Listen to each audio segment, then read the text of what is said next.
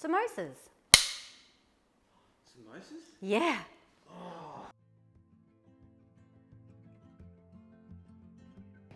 So I'm going to start by making the dough, and I use atta flour because it has this really lovely nutty taste, and I'm going to make enough samosa, say about 6, so I think a cup of atta flour, and then you need to keep some aside for the rolling.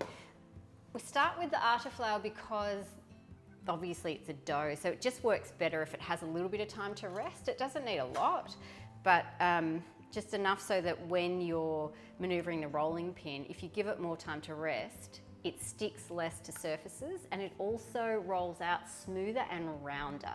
And round is the gold standard. I struggle with it, but I do have a few tips that I'll show you when I'm rolling. So samosa dough is essentially atta flour, a little bit of salt. So I'm going to use a teaspoon of a fine pink salt with a cup of atta flour and then a little bit of ghee. So the ghee is just to keep it soft. You don't want too much because too much and it gets, the texture becomes, I guess, a little bit too wet. So a teaspoon of ghee and then hot water. So you want the water to be hot and not cold because hot water relaxes the dough. Cold water makes it a bit tense. No one likes a tense dough. So with the water and the mixing, if you can come in close, I'll show you. Basically, you just want a drizzle of hot water, and then as you mix, a little bit at a time. And the dough should never get tough, so you don't want to knead it too much until you achieve the right consistency. And the right consistency is Play-Doh. See that? So basically it's still soft and there's a little bit of stick, but not so much that it's, I can get it still quite easily off my hands.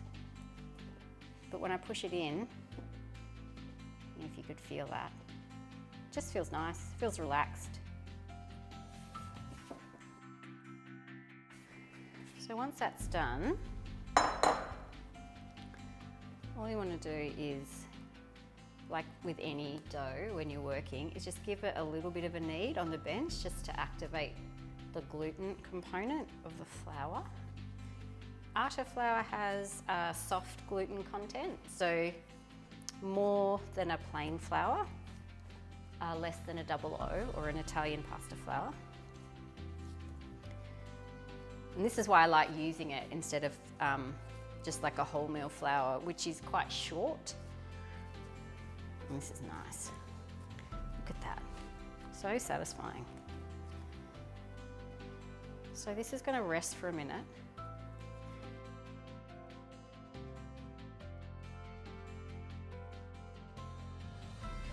So I've already boiled my potatoes because you didn't really need to see me do that. Now there's 2 ways to do the spicing of the potatoes. One is to just chop them with the skin on, but because they're cold, the skin comes off quite easily, so that's the route I'm going this time. The spice mix I'm going to keep quite simple. So for me, samosas are a little bit tangy, a little bit spicy, a little bit earthy, and not too complicated. They're a snack food, you know, so you want to keep it a little bit simple.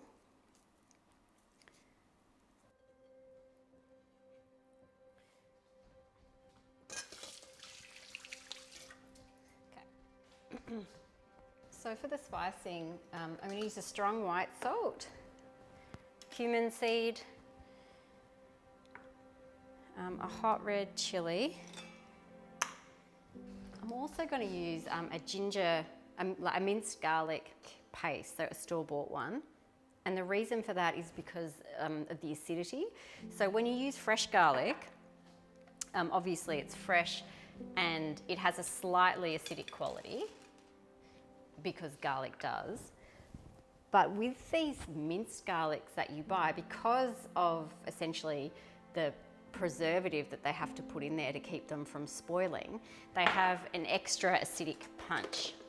And I love it in samosa because samosa is quite a dense flavour. You've got all of that flour and then you're frying and you're speaking through potato as well. So that's what this garlic does. So, you know, I'm all for doing everything yourself, but sometimes the flavour's just better.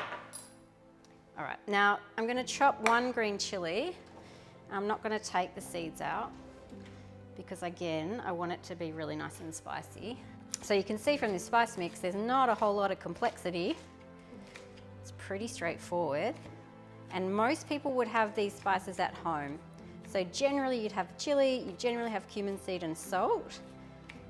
If you don't have fresh chili, you can get away with just using dried. And you know, there's always a couple of cloves of garlic hanging around. So it's pretty much something you can do just off the cuff. All right, so we're going to take this over the stove top.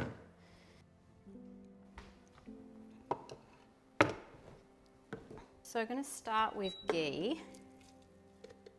So around a tablespoon. Like not an extraordinary amount because I don't want the mix to be too wet. A medium heat. And then I'm just tempering the spice just a little bit. So salt's really important when it comes to pushing spice through heavy produce, and potato is quite heavy, it's quite dense and a little bit bland. The atta flour is not bland, but it is heavy, especially when it's fried. So I'm using a strong salt. So a strong salt is what I would call a white salt. It has a stronger sodium push than a pink salt. So I'm going to use a good teaspoon and a half actually to make sure the flavour really communicates. Cumin seed is next, and this is one of the key characters of the samosa. So again, I'm going to use 3 teaspoons, which is a lot, keeping in mind this is only about 300 grams of potato here as well. I'm using a hot ground red chili powder, and I'm going to use a good half teaspoon. Minced garlic, that's probably 2 teaspoons. And I'm going to punch that all through. And then I have half a large green chili with the seeds and everything. It doesn't need a lot of cooking. Spice just needs to be tempered. It smells amazing already.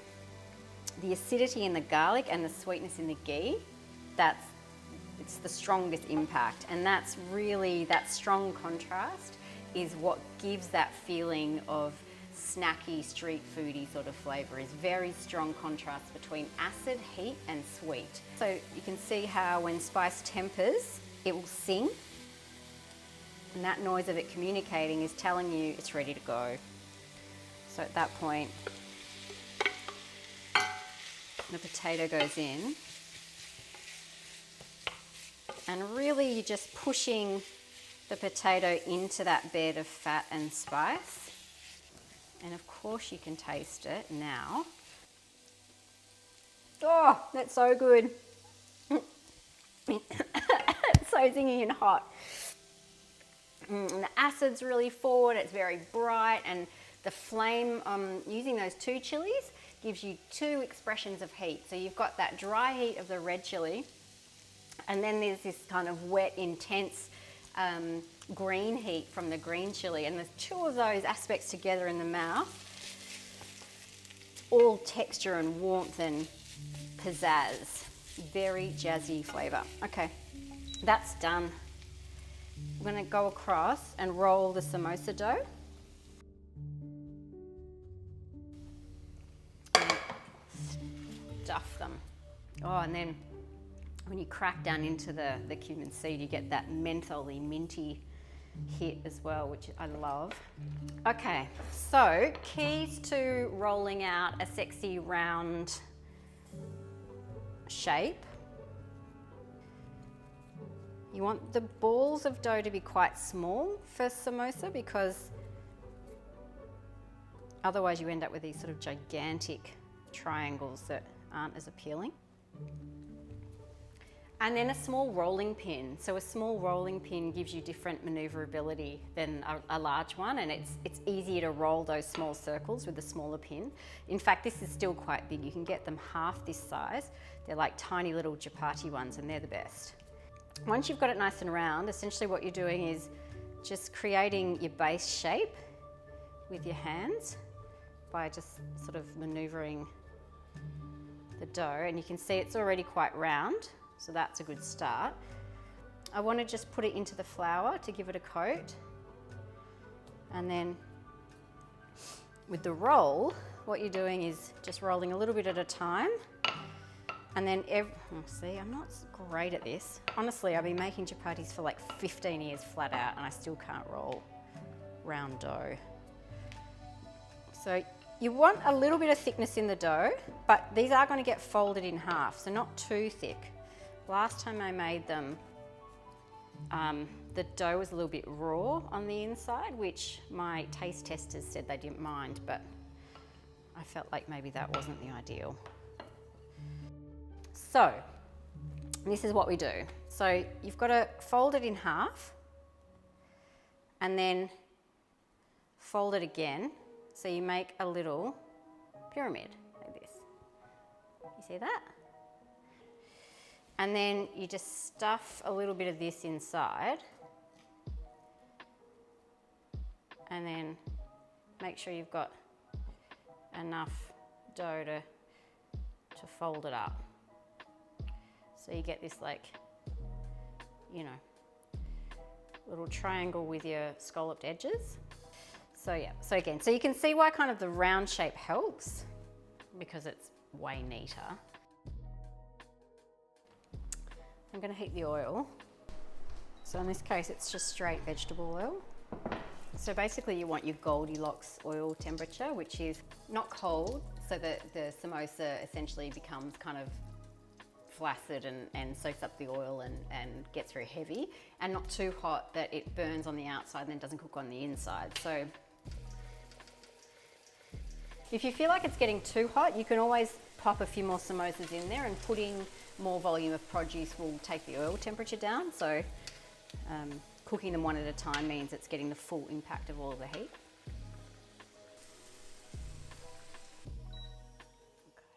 That's it. Take it over here for the ta-da moment.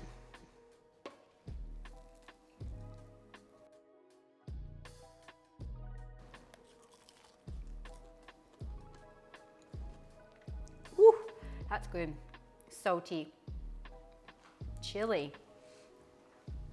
The flour has a really like particular nutty, warm taste, and when I make it with the atta flour, that's what everyone comments on, is kind of that taste in the flour. So atta flour is available at Indian grocers. It's actually even available at major supermarkets now. So if you can get it, it's worth it.